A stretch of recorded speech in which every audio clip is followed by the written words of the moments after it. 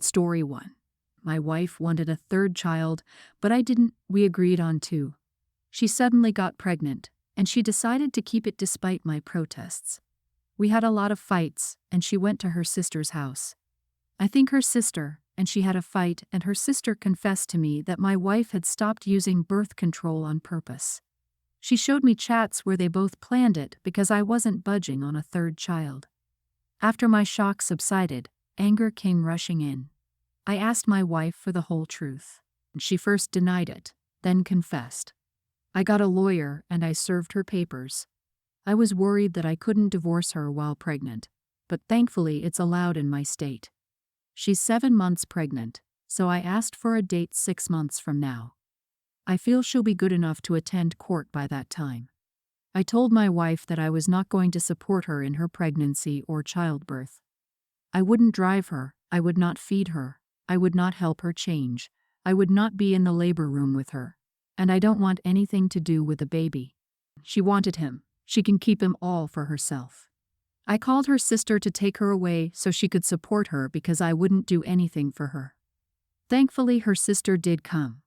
I did the emergency temporary custody of my 2 kids, but I'm perfectly fine with giving her 50-50 custody when she's healed from childbirth and can take care of herself and them properly. We did have a video call, and I told her she had a choice for adoption, and I would sign my consent. She said she couldn't go through with it, and I said okay. Her mother started threatening me with child support, and I told her that if she filed for child support, then I would just take it out of college fund contributions for my other 2 kids. She wanted the child so she could take care of him financially as well. He's begging for another chance and how she's sorry.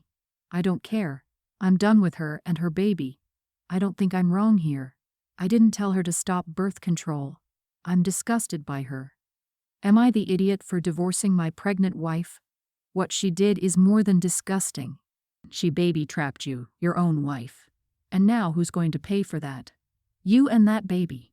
Because that baby will grow up seeing its siblings having a loving father and go at your house 1 week out of 2.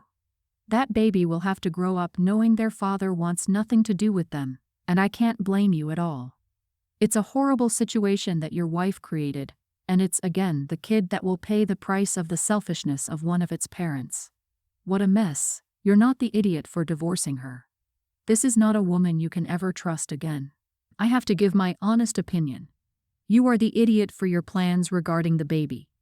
All I can see is the life that poor child will have watching their older siblings have a fantastic dad and love, while knowing their whole life they're unwanted by that same father and unloved. I know that's ultimately the mother's fault for her despicable actions, but you do have the opportunity to be better than her and provide the child with the love and care it will not get from the mother. With her behavior already so despicable, she'll likely blame the baby for everything, and thus the child will be raised without the love of fathers their siblings get, and with the blame of the situation placed on them by the horrible mother. Please reconsider your position on that poor, innocent baby. Info: are you going to get a vasectomy now? Dude didn't want the 3rd kid, but also didn't want to wear protection or do a vasectomy. Not only this, he'll drop the baby. This wouldn't have happened if Op had taken a single ounce of responsibility here. Exactly. Everyone's the idiot here. It's not just the wife's responsibility.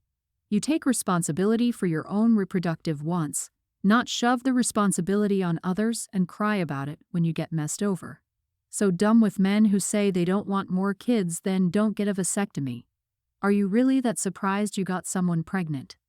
What the wife did was wrong, but so are men who put the burden of birth control solely on women. You shouldn't rely on someone else for birth control. If you don't want another baby, then make sure you have your own birth control. My sister's situationship recently got upgraded to the real deal, and she suggested that it was time for me to meet her girlfriend and her girlfriend's daughter, who's a tween and autistic with high support needs. Over several conversations, this plan morphed into them all coming to my place for dinner. Sis informed me that the daughter pretty much only eats spaghetti with butter, no pepper and Uncrustables, which was fine. The grown-ups could have pasta primavera, and she could have a bowl of buttered noodles. I don't know why, but when my sister said spaghetti, I thought she meant pasta in general, so I made dinner with bow ties that I had on hand. They arrive for dinner, and the daughter won't eat her butter noodles because they're the wrong shape.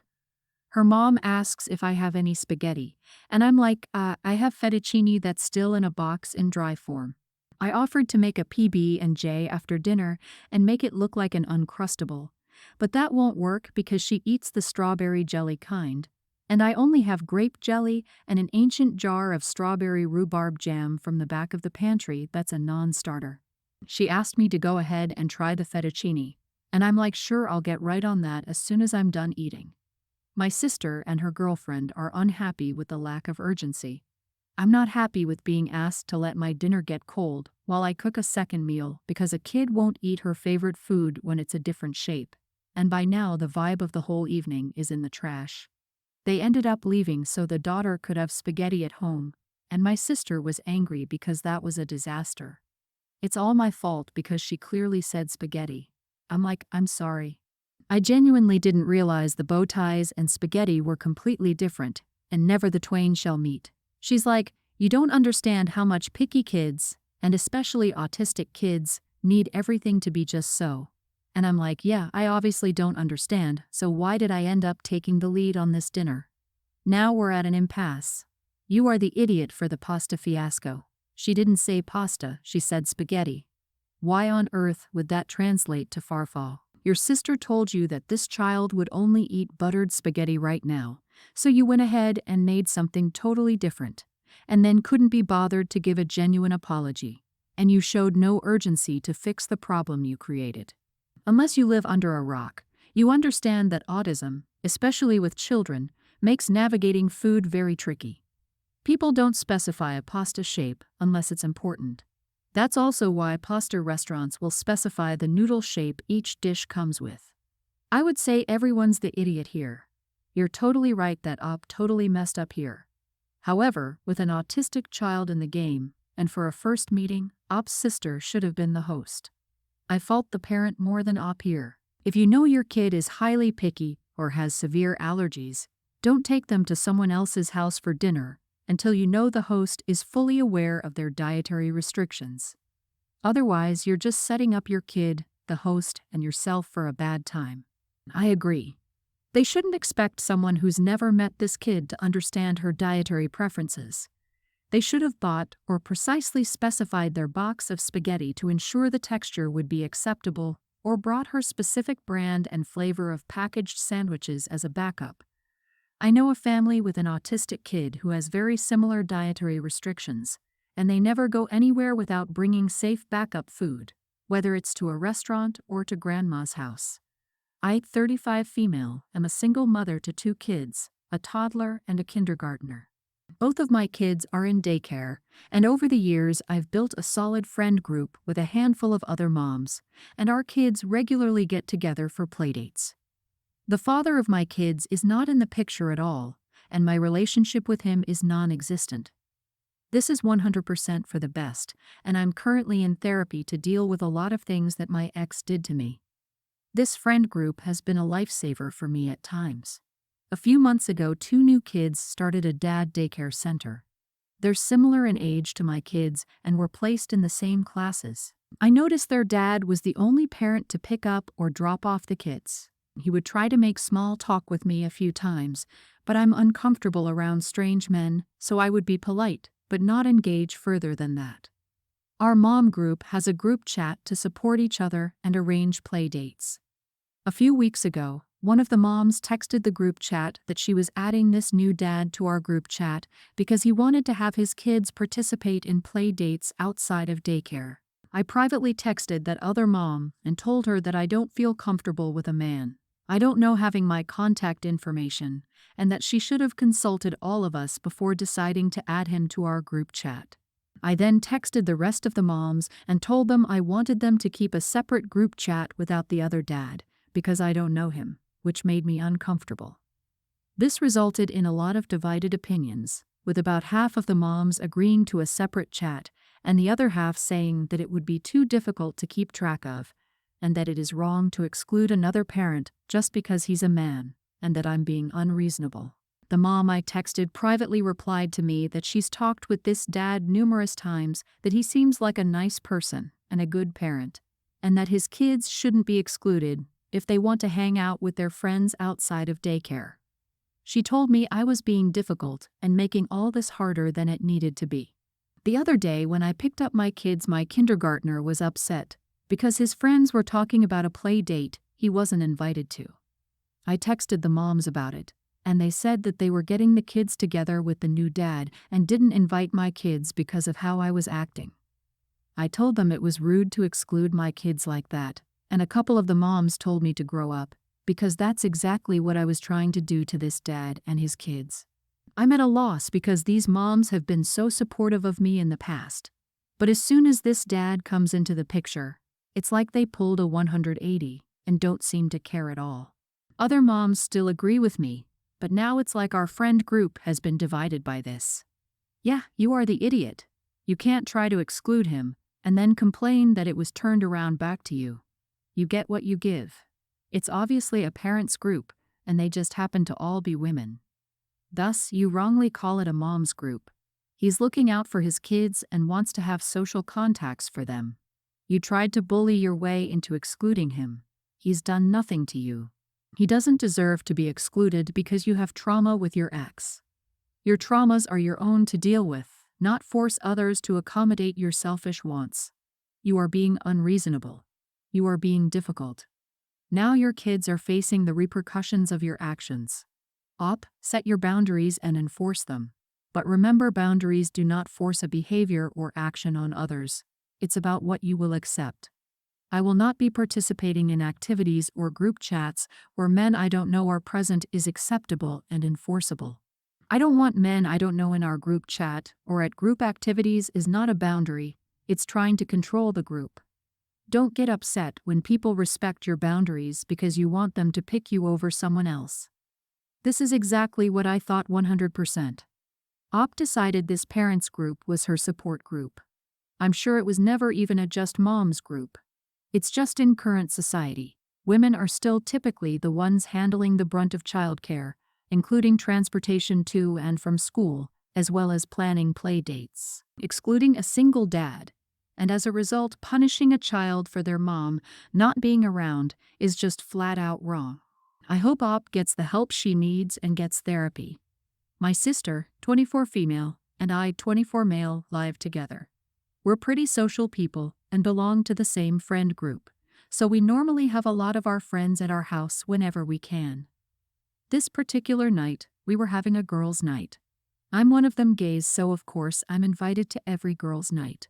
One of the girls, 24, brought her brother, 20, because she would be driving him somewhere in the morning. It works out since instead of a dining room and living room, we have 2 living rooms at each end of the house, so we can have our privacy and he can do his own thing. At the end of the night, we worked out the sleeping arrangements. We have a couch in each living room, so 2 of the girls claimed those like they usually do. One of the girls shared with my sister, and one was going to share with me. We got a blow-up mattress out for the brother. Apparently that wasn't good enough since he has a bad back and wanted a bed instead. The girl sharing with me, being the sweetheart she is, offered up her spot in my bed and she'd sleep on the mattress.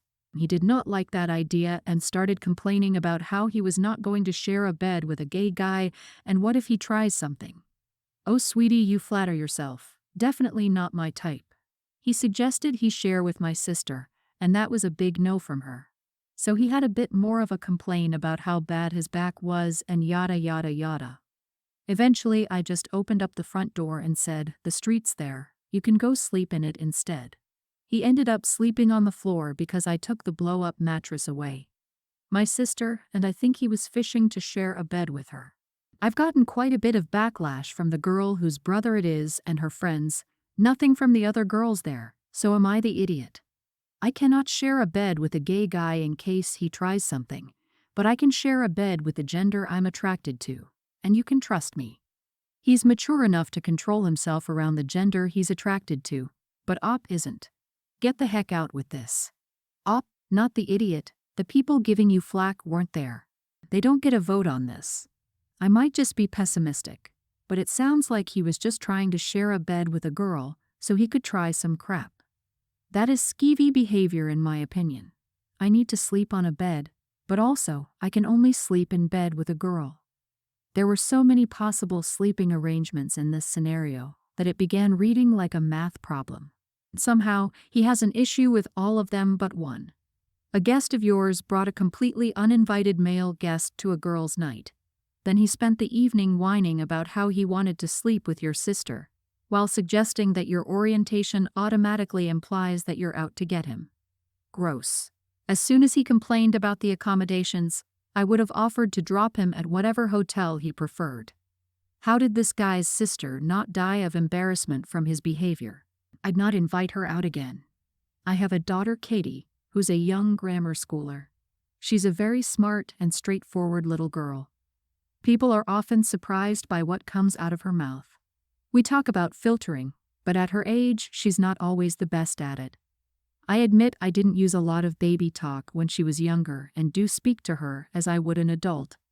Katie has a babysitter, Lauren, who watches her some afternoons if I'm not off by the time Katie is done with school.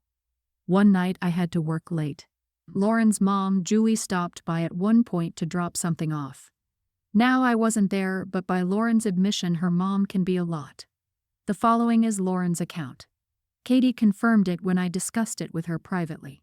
Julie began gushing about how cute Katie was and began baby talking her, using cutesy words, pronouncing things with double E's, etc. Lauren was cooking dinner for herself and Katie. Julie asked Katie, "Are you ready for your nummies?" Katie got a weird look on her face and asked, "Why are you talking to me like that? Are you stupid or something?" Julie got offended and Lauren told Katie to apologize. Katie said no and told Lauren to stop talking like a baby. Julie left not long after.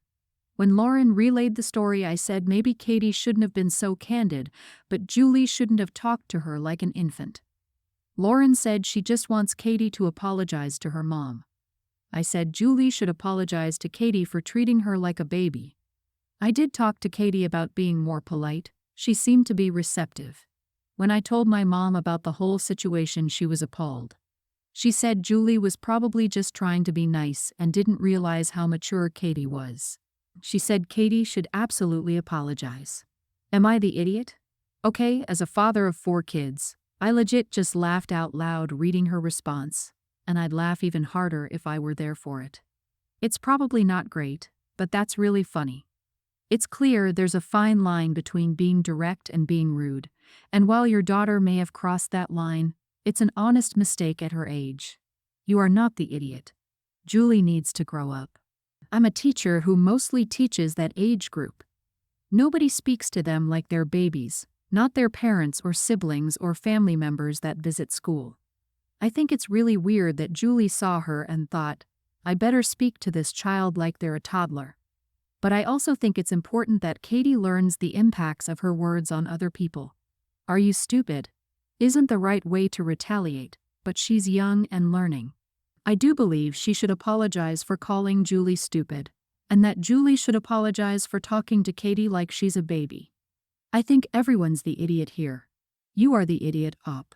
I'm in the minority here, apparently, but calling someone stupid and then refusing to apologize for it is not a child being smart and straightforward. It's a child acting like a brat and thinking she's the smartest person in the room. Children shouldn't think it acceptable to call people stupid regardless of the situation. Thanks for listening.